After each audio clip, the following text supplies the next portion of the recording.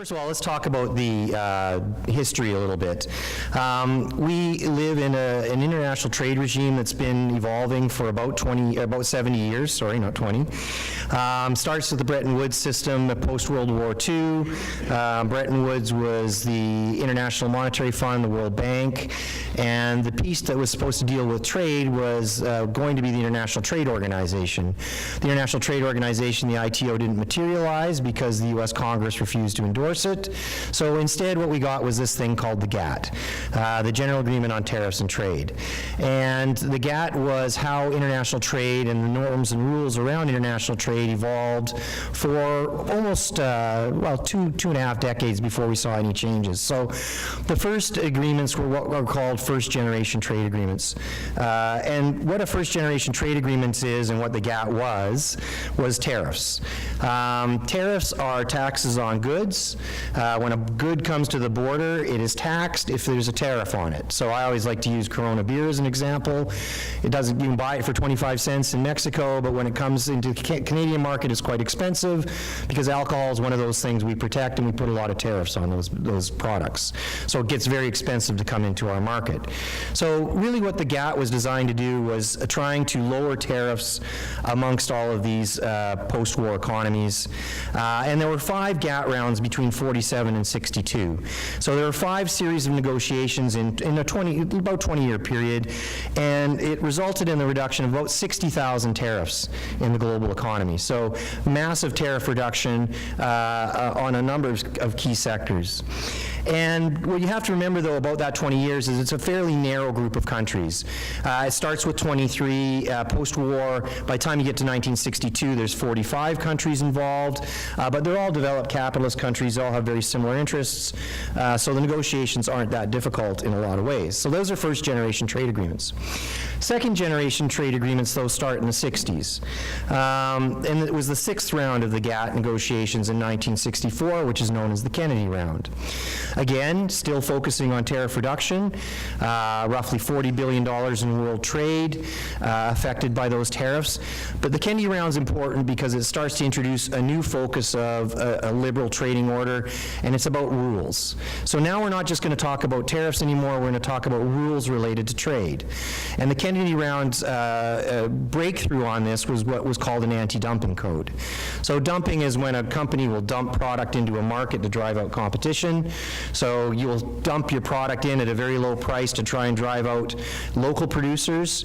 The Americans complain we do that with softwood lumber all the time. We're always being accused of dumping our product into that market.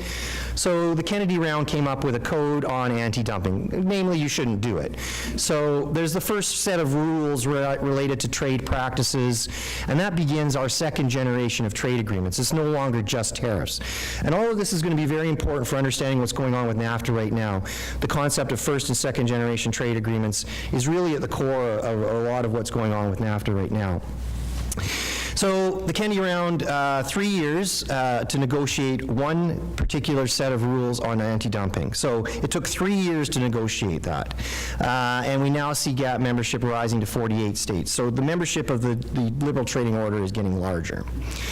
The next one isn't until 1973. It's 9 years later. It takes 6 years to negotiate. Why does it take 6 years to negotiate? Because there's a lot of new rules that are addressed in the GATT as a forum. So there's a lot of first generation stuff that continues. There's still a lot of tariff reductions. I believe it was $19 billion in world trade, still part of the Tokyo Round. But with the Tokyo Round, you get a whole set of new rules. So now it's not just an anti-dumping code, you get rules on subsidies. Governments subsidize industries all the time. So the GATT was trying to come up with rules about why you should and shouldn't subsidize industries. Customs evaluation. Let's try and make sure all governments have similar rules on customs so that we can understand how our goods are going to go across borders. And what's really important about the Tokyo Round in 1979 is it introduces a dispute settlement body. So now if two countries are fighting over a trade issue, they can take it to the GATT as a dispute.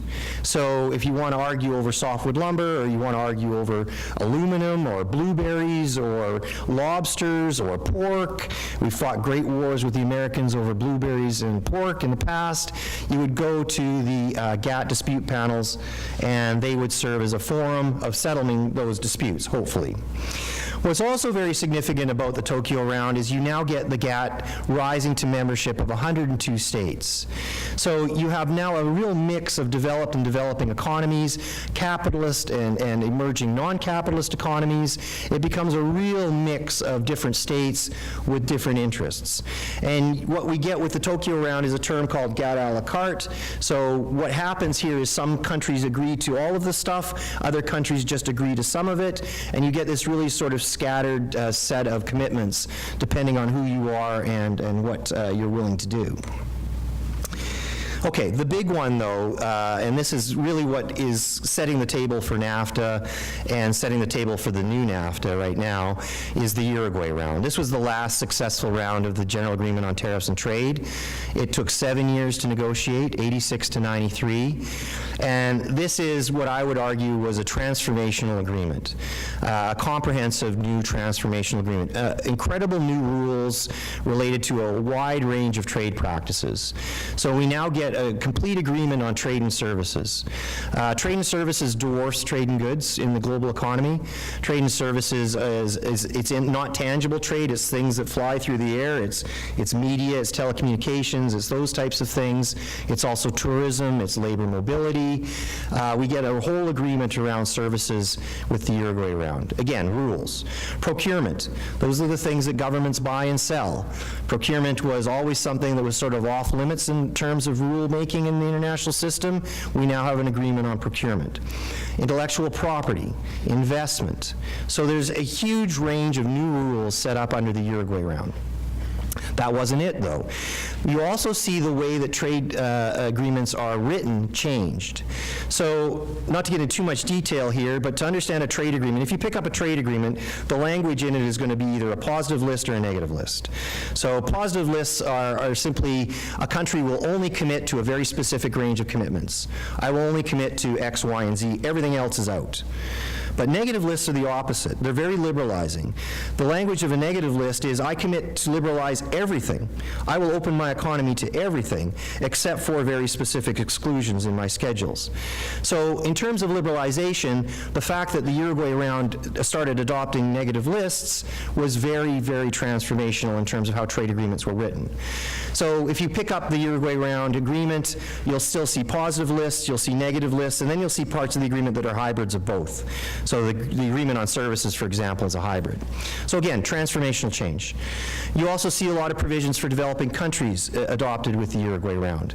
So longer phase-in periods. Again, more selection of what they commit to and what they don't commit to. You also see the creation of a brand new world organization for trade. It's the World Trade Organization. It's created as a byproduct of the Uruguay Round, and you also get a new dispute settlement process with the WTO as well. And most significantly, membership of the WTO rises to 123 states by 1993. Today, there's over 160 states that are members of the WTO. So this is a transformational agreement and really sets the table for everything that's going to happen afterwards. You might be interested to know that there is a Doha round of WTO negotiations. It is now in its 16th year. It started in 2001, and there's still no agreement. And the reason why will become clear, hopefully, in a minute or two. Okay, so now we can talk about NAFTA. Why do we get NAFTA? Because NAFTA is right in the middle of the Uruguay Round.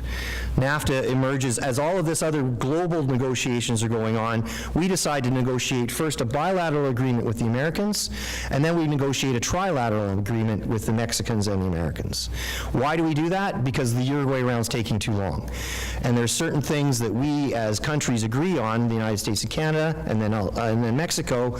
We agree to have a separate agreement, move it forward faster than Uruguay, and get our stuff moving faster before the other negotiations are over. Now, why that's important is because most of the language in NAFTA is the exact same language that's in the Uruguay Round. So it had already been negotiated. It was all sitting there on the table. It had been scrubbed by lawyers. It was all ready to go. But they couldn't get 123 countries to agree on it, so it was just sitting there. So all Canada and Mexico did, first with the Canada and the United States with the Canada-US agreement, took most of that language and put it into the free trade agreement with the United States. Then they took that language and put it into NAFTA. So when we talk about benchmark language, it's language that's already been negotiated, it's already scrubbed by lawyers, it's already precedent, and it's stuff that most people have already agreed to. What else is significant about NAFTA in 1994? More tariff reduction. So lots of first-generation trade agreement stuff still there. We're reducing tariffs between our economies, and we have more rules related to services, intellectual property, procurement, labor mobility, et cetera. One of the key things being discussed now with the new NAFTA had to do with automobiles in 1994.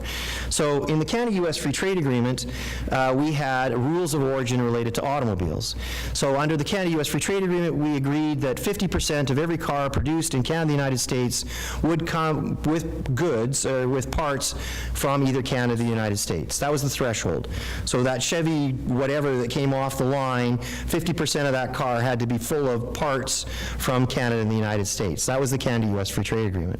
In NAFTA, they bump it up to 62.5%. So now there is 62.5% of that vehicle has to have parts in it from either Canada, the United States, or Mexico. Now that's very important because what most people don't understand is since the 1960s, we've had a very integrated economy on automobiles. So supply chains, things move across the border very easily and very quickly to build cars. Sometimes the car will move back several times in the process of being built across a border. That's a supply chain. So what NAFTA did was reinforce that supply chain, and we're going to get to that more with the new NAFTA in a few minutes here. Another controversial thing in 1994 with NAFTA was the introduction of what was called NAFTA Chapter 11. It was an investment provision that now allowed independent businesses to sue governments for damages if they felt that they lost investment opportunities in that country. So NAFTA Chapter 11 is quite controversial. Canada has been the loser at several Chapter 11 panels where we have paid foreign corporations millions of dollars in settlements for what the NAFTA dispute panel ruled was lost investment opportunities in Canada. So that was also a very controversial thing. You'll notice that's not part of the new NAFTA agenda right now, which we'll get to in a second. And again, NAFTA, we see this ongoing trend with negative lists, more liberalizing than before. Now, it doesn't end with NAFTA. There are numerous post-NAFTA agreements. I'm not going to talk about a lot of them here, but you have to understand what happens after NAFTA to understand what's going on with the new NAFTA. So I'm just going to give you one specific example. Well, I'm going to give you two, actually. But here's a relatively recent agreement that Canada negotiated with Korea. It was an agreement that took two prime ministers and 7 or 8 years to negotiate. And really, when you look at it, it's a very straightforward agreement. You see first-generation trade issues involved, tariff reduction. So we reduce a lot of tariffs between Canada and Korea on things like wheat, beef, pork, seafood, minerals, natural gas. But other than that, that's really the transformative part of Korea. There's really nothing transformative about that agreement at all after that. All that happens in that agreement other than that are there are discussions of rules in Korea, but it's all the same language that's in the WTO. Or it's all the same language that was in the U.S.-Korea agreement that was previously negotiated between those two countries. So again, benchmark language. It's where you take language that's already scrubbed by the lawyers, already in existing trade agreements, and you put it in a new agreement, maybe with some tinkering around the edges. And the other thing that you see with Korea is Canada continues to exclude. There are certain sacred cows that we don't touch in trade negotiations that are always off the table for Canada, and they were again for Korea as well. We don't touch alcohol. Provincial liquor boards are not something that we will discuss. Subfederal procurement, which is provincial and territorial procurement, what those governments will buy and sell. And agricultural supply management, dairy and poultry. Those are always the things that we refuse to talk about, and lo and behold, we don't talk about them in Canada and Korea. Why is that important? Because the Korea Agreement represents pretty much every other bilateral trade agreement we've negotiated during the Harper years, and really for the Chrétien years, too. So if you go onto the Government of Canada webpage, we have bilateral agreements with 13 other countries right now, probably. They all look almost identical to the Korea Agreement. You'll reduce tariffs, borrow a bunch of language that exists somewhere else, and exclude the things that we always exclude. That's really what our practice of international trade is. So again, when we get to the new NAFTA, there's a pattern here. I mean, it's a fairly predictable pattern that emerges, and that's really what we need to see here. Okay, so let's talk about the big one that we just negotiated with Europe, because it's often called a comprehensive agreement. It's also often compared to the Uruguay Round in terms of it being transformational. Well, it is and it isn't. So I'll explain what that agreement is. It took 3 different governments to negotiate that agreement. The Chrétien government negotiated with Europe, the Harper government negotiated with Europe, and finally the Trudeau government negotiated. It took 8 years to get our agreement with CETA. And again, why is that important? Again, the pattern, 7 years, 6 years, 8 years to get agreements. We're trying to negotiate a NAFTA right now in less than a year, in 6 months. It's very path dependent. Because of that fact, there's very limited things that they can do. So what is in the CETA? Tariff and quota reduction, first-generation trade agreements, along the same things we're always looking for. The stuff that we sell well, the stuff that we have a comparative advantage in. Wheat, beef, pork, seafood, automobiles. These are the things that are in CETA. The one significant thing that's in CETA, and this is transformational, is procurement. We, for the first time, see provinces and territories bound to an international agreement related to procurement. And subsequently, we're going to see some other things happen with that as well. Why do we do that? Why suddenly are provincial governments ready to allow themselves to be competitive in the international marketplace? Because the province of Quebec sees them selling hydroelectricity to Europe. They see themselves as being a competitive market player in the electricity market in Europe and having huge opportunities there. So Quebec wants it, so all of a sudden the other provinces now are in. Because other provinces, Manitoba wants it for the same reason. You know, other provinces see advantages as well. So if you want to know what's transformative about CETA, that's what it is. It's procurement. And just the fact that territories and provinces are now part of it. The rest of CETA, though, that 8-year agreement that it took to negotiate, the language is benchmark language. It's modified benchmark language that's already in all the other agreements. So there's some tinkering around the edges, there's some changes, but for the most part, it's the same language that's in services, labor, mobility, and other agreements with some minor transformations. So, and what else do we exclude? The usual stuff. We don't touch provincial liquor boards, we don't touch supply management. They're off the table. So what we get here, and CETA is kind of held up as the model of new progressive trade agreements. Well, it's a very incremental progress towards liberalization. There's not that much change in CETA at all, other than reduced tariffs and certain things related to cheese and some other stuff, and also sub-federal procurement, but other than that, not much.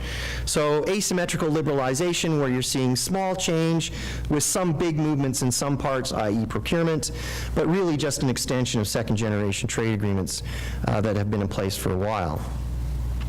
All right, now we can talk about NAFTA.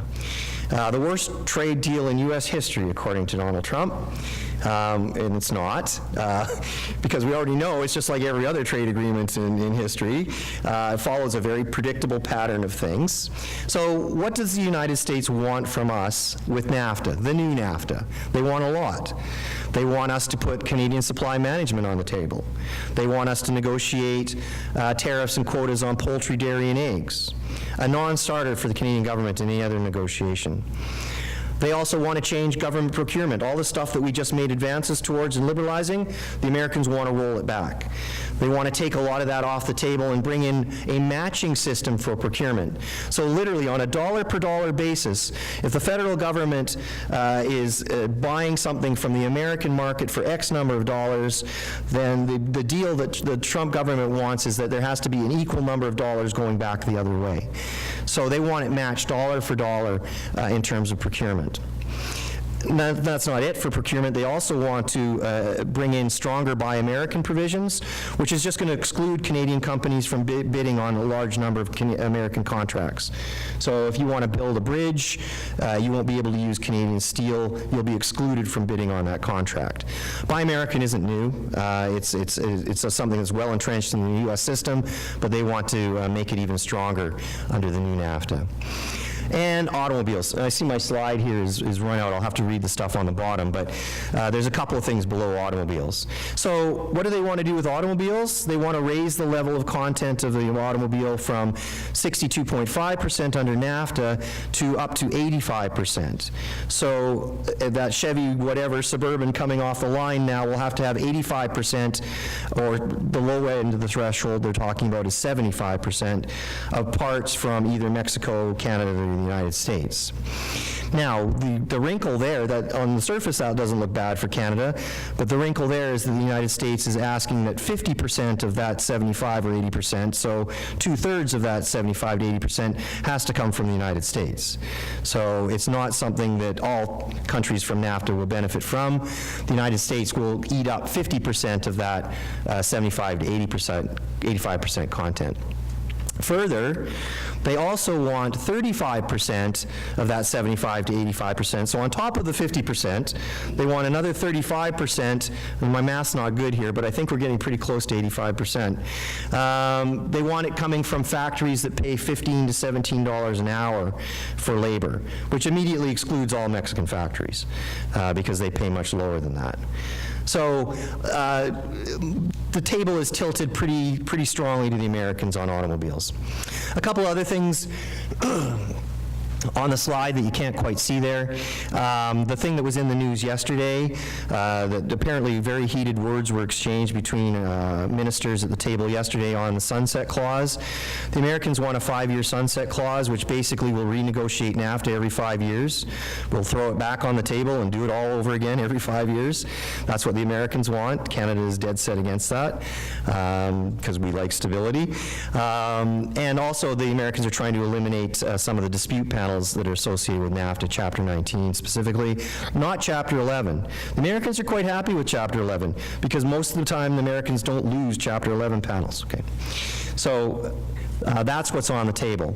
On top of all of that, we got all the other stuff that's going on: countervailing duties on Canadian softwood lumber, newsprint, solar panels, the global U.S. trade war on aluminum and steel. Canada right now is exempted from that, but only until the end of May. There's a time limit on that. Canada's threats to retaliate if the U.S. retaliates against us. But the big one here is the midterm elections in the United States, and most importantly, the Mexican presidential elections coming up very quickly. That's going to have a big impact on NAFTA. So, where are we with NAFTA negotiations? We haven't moved very much at all. 6 of 33 chapters have been negotiated. That's the easy stuff. That's all the benchmark language we agree on. So we've done 6 of 33. We've moved on automobiles. All the rest of it, there is not a lot of progress. So minimal movement on 25 plus chapters of NAFTA. So what does that mean? There's 3 scenarios. Will Trump rip up NAFTA? No, that's not going to happen. It benefits way too many sectors of the U.S. economy. There's congressional and state support for NAFTA across party lines, Democrats and Republicans. Trump has even stopped talking about this for the most part. There could be a Twitter storm at some point coming, I don't know, but for the most part it's not something that he's discussing. And we now see the U.S. using its tax cut process and the global war on steel to try and accomplish what it really wants, and that's creating U.S. jobs. The second possibility, what we call zombie NAFTA, where it's just the status quo and we'll just keep rolling along with what we have. That's a very likely outcome of what's going on here, because the U.S. Congress has a lot of power on where we move forward with NAFTA. Trump can't just terminate NAFTA. Congress is very deeply entrenched in the process, and also the process of whether or not we can even keep talking about NAFTA. Trump has to go and ask Congress for permission. It's called Trade Promotion Authority, and that's expiring pretty quickly to even keep talking about these things.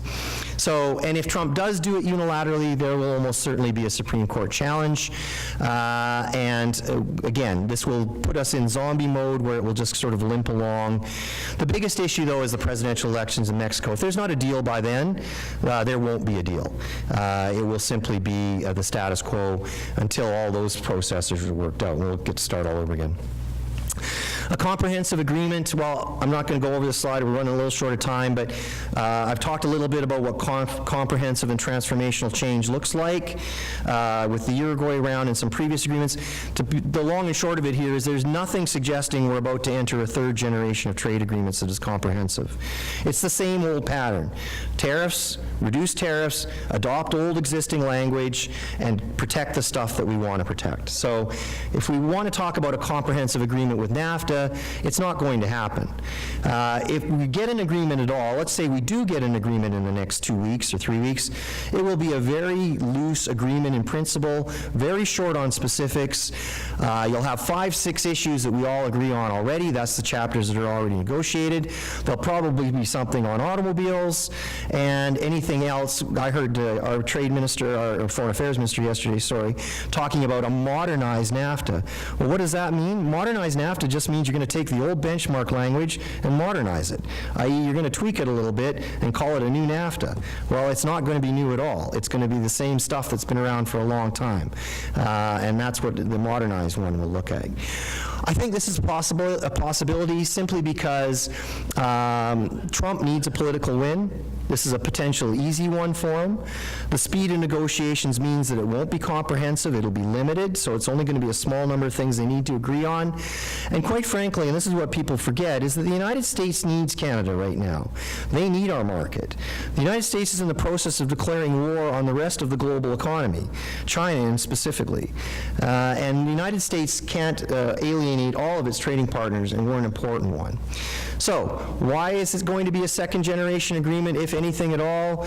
Again, there's 70 years of evidence to suggest that that's where we're going, if we're going anywhere. There's no markers that suggest we're about to enter a third generation of transformative trade agreements with the new NAFTA. And if you add comprehensive to the title, it doesn't mean it's comprehensive. So calling the European agreement a comprehensive agreement is a bit misleading. And the same if they call this new agreement comprehensive or the Trans-Pacific Partnership comprehensive, it's misleading when you get into the details of it. And finally, understand that, and this is my last slide, understand that there's a lot of reasons why Canada doesn't want a comprehensive agreement because of our own internal practices. We are not sitting at that table trying to revolutionize the international trade regime. Canadian federalism limits what we can do. We have to get 10 provinces and 3 territories to agree on a lot of this stuff. Provinces are actually at the negotiations. Provinces were at the table with the Europeans negotiating. It's a huge barrier to what we can do internationally. We have our own internal trade regime. We have a series of internal trade agreements within Canada, as we all know with the recent Supreme Court ruling on beer in New Brunswick. It's very hard for us to move goods from province to province, let alone internationally. So those limit what we can negotiate internationally as well. We have we have national ones, the Agreement on Internal Trade. It's now the Canadian Free Trade Agreement, but we also have regional ones. In Western Canada, we have the new West Partnership Trade Agreement, which is British Columbia, Alberta, Saskatchewan, Manitoba. Again, the rules are different in all these agreements. We have a history of industrial policy in this country. We like to subsidize industries. Bombardier is a classic example of that. Governments love to bail out industries and support them. That limits what we can negotiate at the international table. Regional political defensive interests like supply management, which I've talked about already, provincial marketing liquor boards, also limits what we can talk about internationally. Bureaucratic capacity. We don't have a lot of people with the expertise to negotiate these things, especially in the provinces. And finally, we have very active sectoral groups in Canada pushing specific agendas. The chicken farmers of Canada, you don't want to pick a fight with the chicken farmers of Canada. They mean business. But in intellectual property, it's pharmaceutical industry, same thing. So what I'll leave you with for Canada's role in all this, Michael Hart was the chief negotiator of the Canada-U.S. Free Trade Agreement for Canada. And he defines Canada's position at these negotiations in one word. And it's classic, it sums it all up. We're chiselers. We chisel away at our defensive interests. We don't let people protect what we want to, liberalize what we want to protect. So we're going to chisel those people away and keep them away from our supply management and keep them away from our liquor boards. But it's also an offensive interest too. It might take us 20 years, but we're going to bring down your tariff barriers when it comes to pork or beef or grain or anything that we have a comparative advantage to.